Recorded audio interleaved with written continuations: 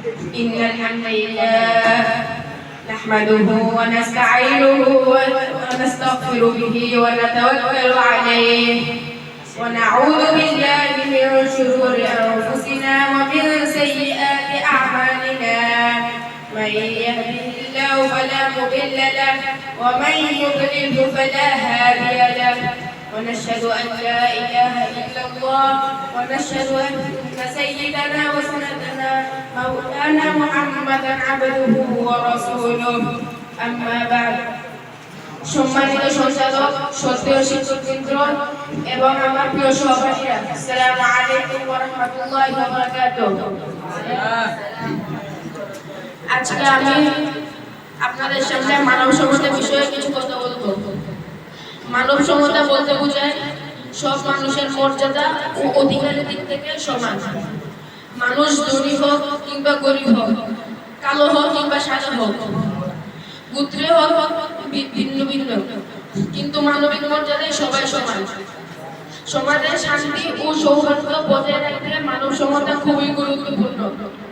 পবিত্র কুরআনে আল্লাহ তাআলা বলেন, বিসমিল্লাহির রহমানির রহিম, ইয়া আইয়ুহান নাস ইন্না খালাকনাকুম মিন যাকারিন ওয়া উনসা ওয়া জাআলনাকুম শুউবান ওয়া ক্বাবাইলা লিতা'আরাফু ইন্না আক্রামাকুম 'ইনদাল্লাহি আতকাকুম ইন্নাল্লাহা আলিমুন খাবীর। হে মানুষ, আমি তোমাদেরকে এক পুরুষ ও এক নারী থেকে সৃষ্টি করেছি যেন তোমরা একে অপরকে চিনতে পারো।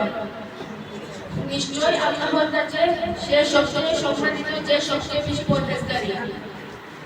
এই আয়াত থেকে আমরা বুঝতে পারি যে আল্লাহর কাছে মানুষের আসল মর্যাদা তার তাকওয়া ও চরিত্রের মাধ্যমে নির্ধারিত হয়।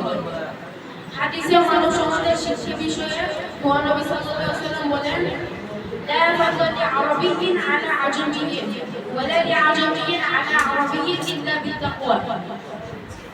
অর্থাৎ কোন আরবের উপর কোন অনারবের অথবা কোন অনারবের কোন আরবের উপর শ্রেষ্ঠত্ব নেই, তবে তাকওয়ার মাধ্যমে।